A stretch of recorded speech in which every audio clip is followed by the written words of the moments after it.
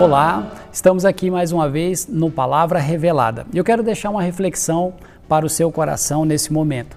O tema dessa reflexão é protagonismo. Evangelho de João, capítulo 3, no versículo de número 30, diz assim a palavra do Senhor: é necessário que ele cresça e eu diminua. Imagina se você fosse convidado para fazer uma peça de teatro que iria rodar o Brasil e quem sabe rodar o mundo.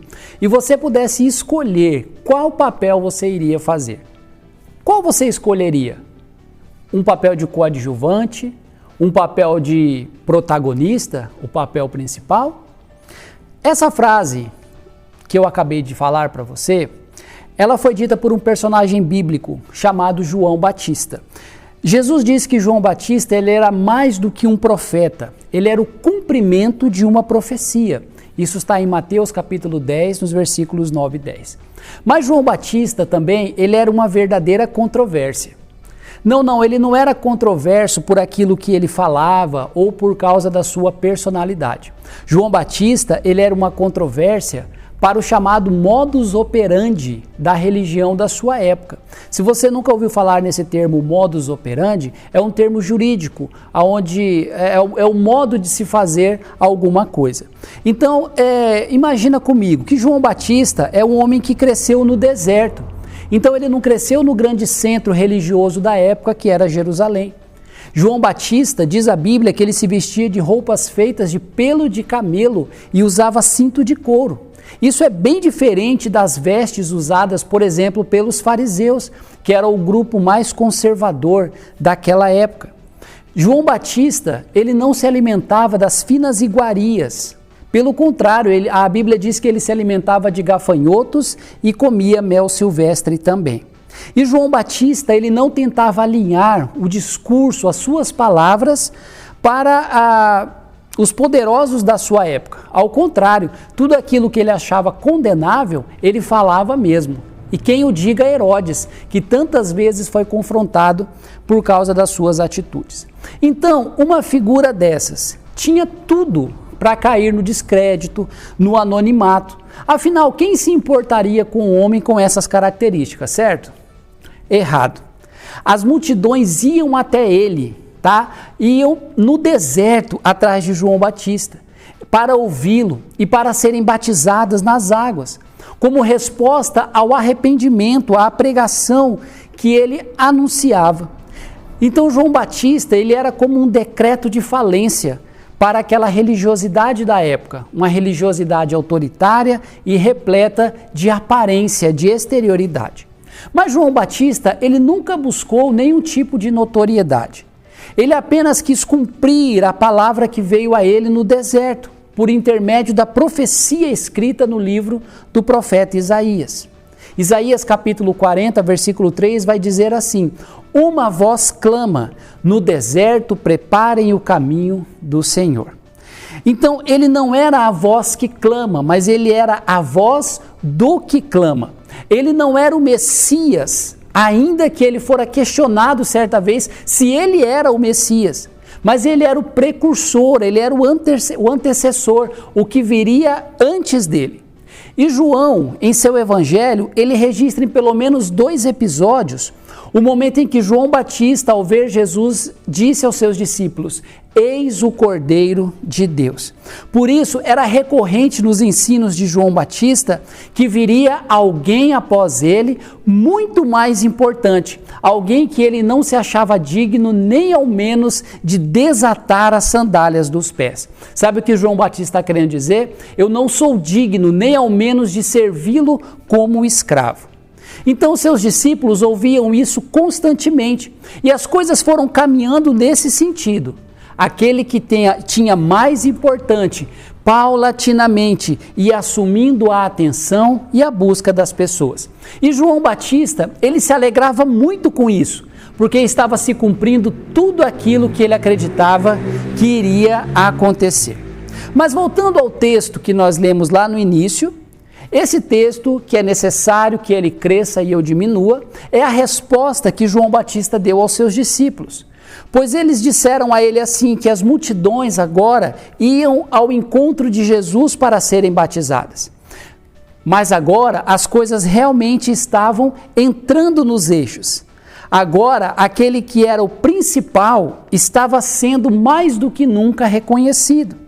Na linguagem cultural judaica, o noivo, que é Jesus, é mais importante do que o amigo do noivo, que é João Batista. O verdadeiro protagonista está em seu devido lugar e está tudo certo. Então João Batista, ele está acalentando, ele está dizendo aos seus discípulos que eles realmente iriam procurar mais a Jesus, que era necessário, que as coisas iriam acontecer desta maneira. Então, quando falamos sobre protagonismo, quando falamos sobre o papel principal, ser o centro das atenções, seja o protagonista da sua própria vida, é isso que nós costumeiramente ouvimos. Mas a vida com Cristo, ela nos leva a entender que existe um momento em que nós precisamos sair de cena. Gentilmente, nós somos convencidos pelo Espírito Santo que o projeto de vida que Deus tem para nós é muito melhor do que o projeto que nós mesmos estabelecemos. Nós não somos bruscamente arrancados de cena, mas nós somos convencidos que é melhor que Jesus cresça na minha vida e o meu eu diminua, que na mesma proporção que Jesus cresce, eu diminuo. Eu dou espaço para que Cristo cresça na minha vida. Mas uma coisa é verdadeira também nisso tudo. Jesus, ele não divide o papel principal com ninguém. Ou nós diminuímos e ele cresce, ou nada feito. Há muitas pessoas que elas vêm para Jesus. Há muitas pessoas que querem voltar para Jesus, mas elas querem dar um protagonismo dividido. E o que é um protagonismo dividido? Cada um tem a sua parte. Tem uma parte que é sua, Jesus, mas tem uma parte nessa minha vida que é minha. E eu não abro mão da minha parte. Em cada cena, em cada momento, nós vamos decidir juntos quem vai estar à frente. Mas na vida espiritual, isso não funciona. Ou Jesus está no papel principal, ou ele não está em lugar nenhum. Então, nesse momento, eu gostaria de deixar uma reflexão para você. Para onde o protagonismo que você assumiu da sua vida está te levando? Para onde o protagonismo que você assumiu da sua vida vai te levar? E eu quero dar uma dica muito preciosa para você que me ouve nesse momento. Deixa Jesus assumir a direção desse grande espetáculo que é a vida que ele te deu. Quando isso acontece, você pode ter certeza que as coisas elas vão dar certo. Existem 2 episódios bíblicos bem conhecidos que mostram a questão do protagonismo. Uma de um protagonismo que não deu certo e a outra de um protagonismo que deu certo. A Bíblia conta a história, em Lucas capítulo 15, de um jovem, ele é conhecido como o filho pródigo. E ele foi um jovem que ele pediu a sua herança antes que seu pai morresse.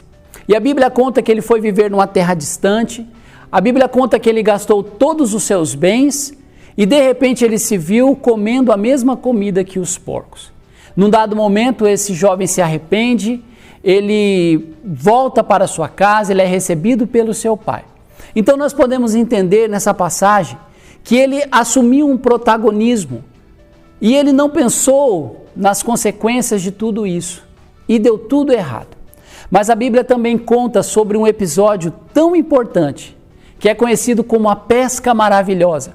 Foi um dia em que Pedro e os outros pescadores estavam em alto mar e eles lançavam as suas redes, eles lançaram as suas redes toda uma noite, durante toda uma madrugada e não pescaram um peixe sequer. E depois, pela manhã, Jesus desaparece, manda que eles voltem à parte mais funda, joguem novamente as redes e a partir daquele momento eles pegam tantos peixes que eles não dão conta apenas do barco que estavam, eles precisam pedir ajuda àqueles que estavam ao redor. Então, e Pedro disse: Jesus, nós tentamos isso a noite inteira, mas debaixo da tua palavra nós lançaremos novamente a rede. Então, neste momento, ele deixou Jesus assumir o protagonismo, ele foi obediente àquela voz e os resultados rapidamente apareceram. E o que isso ensina para nós nesse momento? Que nós temos sim liberdade para assumir o protagonismo da nossa vida. Mas a partir do momento que nós deixamos Jesus Cristo ditar as regras, nos mostrar o que é melhor, nós somos convencidos disso. Não tenha dúvida que os resultados serão bem melhores. Eu desejo que o Senhor complete esta palavra no seu coração e que essa meditação, essa reflexão seja uma bênção na sua vida, em nome de Jesus.